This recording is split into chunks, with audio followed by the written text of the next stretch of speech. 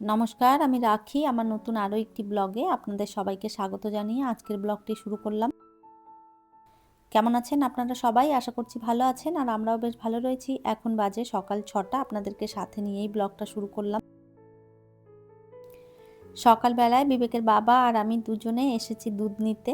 আসলে একটুখানি বেরিয়েছিলাম হাঁটার জন্যে, তো দেখলাম বৃষ্টি শুরু হয়েছে। তো ওই জন্যে খুব একটা দূর আর যাইনি, দুধ নিয়ে বাড়ি চলে এসেছি। সকালবেলায় যেহেতু দুধটা নিয়ে চলে এসেছি, তো সেই জন্য ভাবলাম দুধটা বসিয়ে দিই। এদিকে দুধটা গরম বসিয়ে দিয়ে তারপরে ওই দিকটাতে চা বসিয়ে দেব। সকাল সকাল যদি গিয়ে দুধ আনা হয় না, তাহলে এত সুন্দর দুধ দেয়। একদম দুধ সামনের উপরে দুইয়ে তারপরে দুধ দেয়।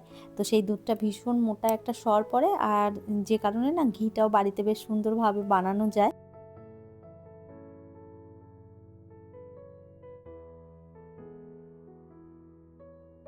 যাই হোক, এদিকে বসিয়ে দিলাম চা। তো বিবেকের বাবা আর আমি চা খেয়ে তারপরে সকালবেলায় আর কি খাবার করব।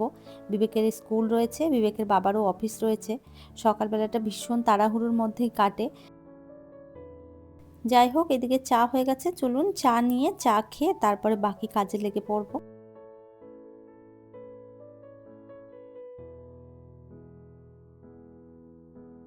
চা নিয়ে চলে এসেছি, দুজনে মিলে চা খাচ্ছি আর ওদের খেলা দেখছি। তো সকালবেলায় এত সুন্দর খেলাধুলো করতে থাকে না এরা দুজনে, এদের দেখে দেখেই সময়টা কেটে যায়। বিবেকের বাবা বেরিয়ে গেছে, বিবেককেও খাইয়ে দিয়েছি। ওরা খেয়েছে পরোটা। তো বিবেকের বাবাও পরোটা খেয়ে গেছে, বিবেককেও দিয়েছি পরোটা। ও খেয়েছে আর সাথে করে নিয়েও গেছে। আর আমি এদিকে নিজের জন্য একটুখানি পোহা বানাচ্ছি। সকালবেলায় আমার আর ওই পরোটা খেতে ভালো লাগলো না, সেই জন্য আমি নিজের জন্য একটুখানি চিড়ের পোহা বানিয়ে নেব। আর সাথে একটা ড্রাগন কেটেছিলাম, সেখান থেকে অর্ধেকটা কেটে বিবেককে আর বিবেকের বাবাকে দিয়েছি। আর যতটা রয়েছে সেটা আমি কিছুটা খেয়ে নেব আর কিছুটা রেখে দেব। আর এই তো পোহা হয়ে গেছে রেডি। আজকে আর পোহার ভেতরে সেরকম কিছু দিলাম না, শুধু পেঁয়াজ দিয়ে আর ওই বাদাম দিয়েই বানিয়েছি। আর এই যে দেখুন, আজকের ড্রাগনটা এত বড় ছিল, একটারই ওজন ছিল প্রায় 500-র ওপরে। তো যাই হোক, অর্ধেকটা কেটে ওদের দিয়েছি আর অর্ধেকটা আমি একা আর খেয়ে পারবো না। সকালবেলাতে বেশ কিছু কাপড় জামা দিয়ে দিয়েছিলাম মেশিনে, সেগুলোই এই যে এবার শুকাতে দিয়ে দিচ্ছি। আর কয়েকদিন ধরে বৃষ্টি হচ্ছে, সেই জন্য কাপড় জামা ভালো করে শুকোতেও চাইছে না, আর কাচা আমি শেষ করতেই পারছি না। রোদ উঠলে তাড়াতাড়ি করে মেশিনটা 2-3 বার চালিয়ে দিলে সুন্দর সব কাচা হয়ে যায়। আর রোদ না উঠলে না একদিনে তো শুকাতে চায় না, সেই জন্যে কাপড়গুলো জমা থেকে যায়।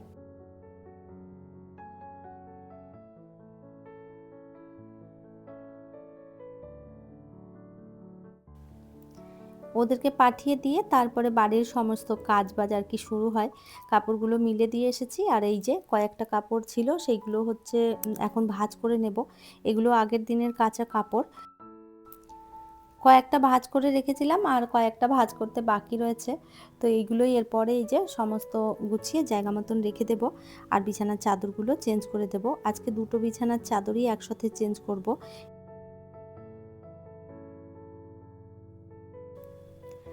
দুটো বিছানার চাদরই নোংরা হয়েছে, তো ভাবলাম একসাথেই তুলে দিই, কাচাও হয়ে যাবে একই সাথে। তো এই দিকের বেডরুমটা আগে পরিষ্কার করে নিয়ে তারপরে ওই দিকের রুমটাতে হাত দেব। একটা একটা করে না গোছালে না তারপরে পেরে উঠবো না, দেখা যাবে যে সব একসাথে করতে গেলে কোনোটাই হবে না। এই মুহূর্তে আপনারা যারা আমার ভিডিওটি দেখছেন, প্লিজ একটি লাইক করে দেবেন। আর আমার ভিডিওর কোনো অংশ যদি আপনাদের ভালো লেগে যায়, কমেন্ট করে জানাতে ভুলবেন না। এই ধরনের ভিডিও যদি আপনারা আরও দেখতে চান, চাইলে কিন্তু আমার চ্যানেলটিকে সাবস্ক্রাইব করেও রাখতে পারেন। কাজটি যারা অলরেডি করে রেখেছেন তাদের অসংখ্য ধন্যবাদ।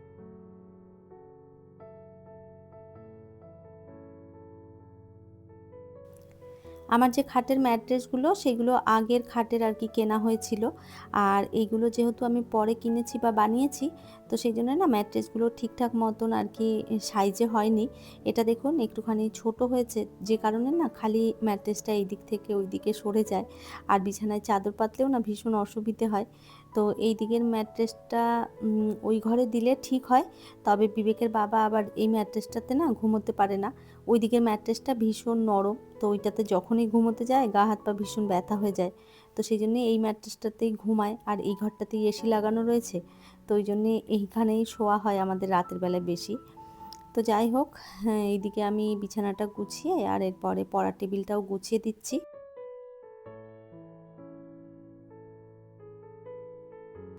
এই পড়ার টেবিলটা প্রায় দিনই আমাকে গোছাতে হয়, বাবু এত এলোমেলো করে দেয়, তো সেই জন্য না মানে দেখতেও বাজে লাগে, আর জিনিসপত্র ছড়িয়ে ছিটিয়ে থাকলে তো জানেন ঘর একদম এলোমেলো মনে হয়।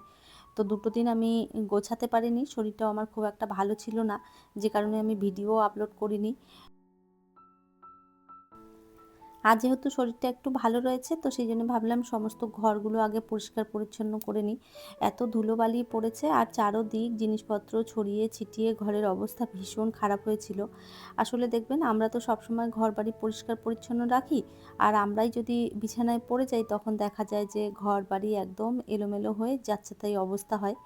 তো যাই হোক, এই যে এই রুমটা আমি সুন্দরভাবে গুছিয়ে নিয়েছি, আর এরপরে এই রুমটা গুছিয়ে নেব চলুন।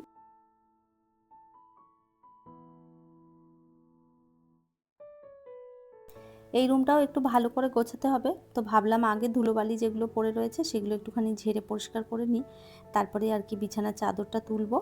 আর আজকে কাজের দিদিও আসেনি সকালবেলাতে, দিদি আজকে আসবে না বলেইছে, তো বিকেলবেলায় আসবে বলেছে আর সকালটায় আসবে না। তো সেই জন্য আমি ভাবলাম বাসি ঘর ভালো করে ঝাড়ু দিয়ে রেখে দিই, মোছা হয় হবে আর না হয় না হবে।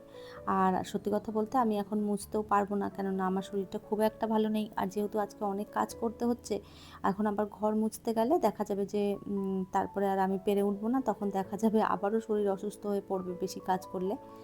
তো যাই হোক, এদিকে বিছানার চাদরটাও পেতে নিয়েছি, আর এই বিছানার চাদরটা অনেক দিন পরে পাতলাম। এই বিছানার চাদরগুলো আমি বেশিরভাগ ওই পুরনো ফ্ল্যাটে যখন ছিলাম তখনই ব্যবহার করতাম।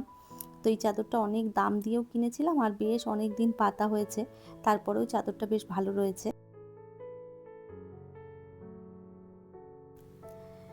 যাই হোক, ওইদিকে সমস্ত ঘর-টর গুছিয়ে পরিষ্কার করে নিয়েছিলাম।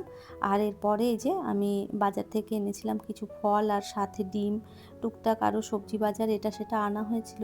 তো ওইগুলোই এখন ধুয়ে পরিষ্কার করে আর কি জায়গা মতন রেখে দেব। লিপির প্রতিদিন আইডি থেকে একটা বোন আমাকে কমেন্ট করেছে, অনেকদিন পর ভিডিও দেখলাম দিদি, আমার শরীর ভালো ছিল না তাই দেখা হয়নি, সুন্দর পরিপাটি একটি ব্লগ ভিডিও ভালো লাগলো, সকলকে আমার পরিবারে আমন্ত্রণ জানাচ্ছি। অসংখ্য ধন্যবাদ বোন এত সুন্দর একটা কমেন্ট করার জন্য। আশা করি এখন ভালো আছো আর নিজের শরীরের যত্ন নিও। সুলতানা মলি আইডি থেকে একটা বোন আমাকে কমেন্ট করেছে, কেমন আছো দিদি, অনেক সুন্দর ভিডিও আর বিবেকের ড্রয়িং এক কথায় অসাধারণ হয়েছে, ওকে বলে দিও ওর আন্টির পক্ষ থেকে তার জন্যে অনেক ভালোবাসা রইল। অসংখ্য ধন্যবাদ বোন তোমাকে, আমরা ভালো আছি।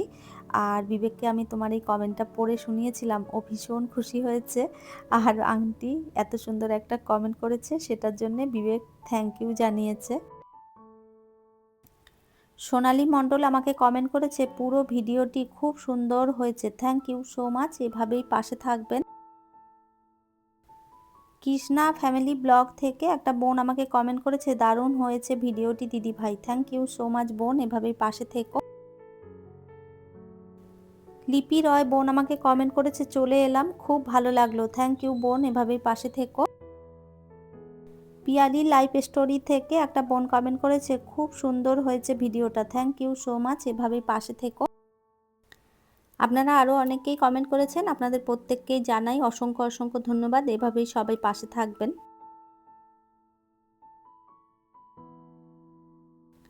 সমস্ত কাজ বাজ গুছিয়ে আর এই যে খেতে বসে পড়েছি। তো কালকের মাটন ছিল সেটাই গরম করে নিয়েছি, আর সাথে কচু শাক দিয়েছিল আমার মা, তো এটা দিয়েই আজকে দুপুরবেলার খাবার খেয়ে নিচ্ছি, আজ আর দুপুরবেলায় আমি রান্না করিনি। খাওয়া দাওয়া কমপ্লিট করেছি, আর এই দিকে দেখুন বৃষ্টি শুরু হয়েছে, বেশ কয়েকদিন ধরেই আমাদের এই দিকে বৃষ্টি পড়ছে, আপনাদের তো আগেই বললাম, আর একদম ঝমঝমিয়ে বৃষ্টি নেমেছে। তো কাপড় জামা যে কটা ছিল সেগুলো তাড়াতাড়ি করে আমি তুলে নিয়েছি, আর এই যে দেখুন কি বৃষ্টিটাই না শুরু হয়েছে। বাবুরও আসার সময় হয়ে গেছে, আর এই যে দেখুন এই বৃষ্টি যদি না থামে তাহলে তো একদম ভিজে যাবে। তো একটু বৃষ্টিটা থামলেই আমি ছাতা নিয়ে চলে যাব আর কি, ওকে নিয়ে আসব।